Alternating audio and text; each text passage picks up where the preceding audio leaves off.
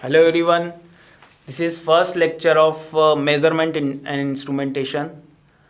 The whole scenario of subject is the basic is measurement and instrumentation. There are 5 units in the subject. First unit deals with the introduction of measurement, what is measurement, why instrumentation is required when we are dealing with any system or any process. Then after that, what instrument which we prefer for measuring those quantities, like physical quantities like temperature, pressure, flow, level, anything we can measure. So which type of instrument we are going to use, either it is electrical instrument or electronic instrument. Basically we will focus on the when we are dealing with electrical instrument, then how we can measure the resistance, current, voltage, power, all electrical things. And when we are dealing with electronic instrument, then how we can utilize the transistor for measuring the voltage or current or any other thing. So first unit consider about the all the introduction part of measurement and instrumentation, that includes the characteristics of instrumentation and characteristics of the instruments. Also it includes the type of error when you are measuring any quantity. So we will start from the measurement instrumentation. Then in unit 2 we are having the some measurement instrument, AC measurement instrument, AC instrument device which use the transistors. In third unit we are having the bridge circuitry, that how we can measure the resistance with the help of bridge, how we can measure the resistance with the help of Kelvin bridge or Kelvin double bridge, and how we can measure the inductance and capacitance by using the different types of bridge circuitry. And mainly fourth unit discuss about the when we are measuring the output, we need to display those outputs onto the some display, some type of display device. So fourth unit mainly discuss about the display devices like recorder, XY recorder, and the CRO, digital storage oscilloscope. So various type of display devices are available when we can analysis our output signal, and we can do the signal conditioning of that output signal. And the fifth unit basically deals with the transducer part, that what is transducer is a device which convert one form of energy into another form. So different classification of transducers are there, like resistance transducer, capacitance transducer, inductance transducer, inverse transducers, LVDT. Lots of application of transducers are there, and lots of devices related to transducers are there in the fifth unit. So basically we'll start from the base, that is introduction to measurement, why measurement is required. So instrumentation is a branch of engineering that primarily deals with the sensing. When we say the word instrumentation, when we are dealing with any system or when we are dealing with any process, if we are measuring some type of quantity, we always require an instrument to measure the that quantity or that variable or that physical variable, that is pressure, temperature, flow, anything. You require an instrument, certain type of instrumentation or certain type of instrument or certain type of sensor to note the value of that variable.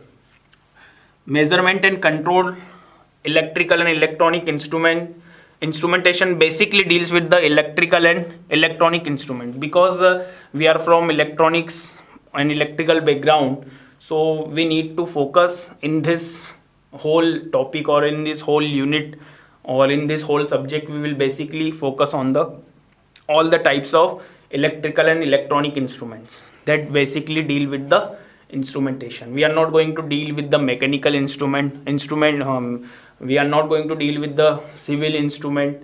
We are only going to deal with the electrical and electronic instrument. So instrumentation is very mandatory thing when we are dealing with any process, and for measuring some quantity it is the mandatory process and mandatory thing. It is a study of operation and functionality of instrument. Instrumentation is a technology for measurement. Use of measuring instruments depends upon the particular application. Obviously, how we can choose any type of instrument when we are dealing with any process and certain application, then we are having the variety of wide area of instruments. How we can decide that which instrument we are required to for the particular application? So yes, definitely it is depend on the application that which instrument we need to prefer for measuring the value of any variable. So instrument is defined as the device or system which is designed in a such a way that it maintains the functional relationship between the prescribed property of substance and the physical variable. So it is defined the prescribed property of substance and the physical variable, which type of variable we are measuring, either it is pressure, temperature, flow, anything. So it depends on the application. I cannot take the temperature sensor to measure the pressure. So obviously it deals with the application that when I need to measure the temperature, I will choose certain type of temperature sensor like thermometer or thermistor or thermocouple or anything. So I will choose the temperature measuring device. Next, there are three main building blocks of measurement. The common question arises that how we can go for the measurement and how we can done the measurement.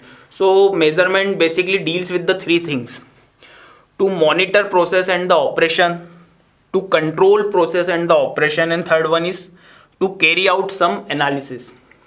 Now the first point is to monitor process and the operation. Monitoring all instruments indicate a particular quantity. These are called reading of particular system in normal.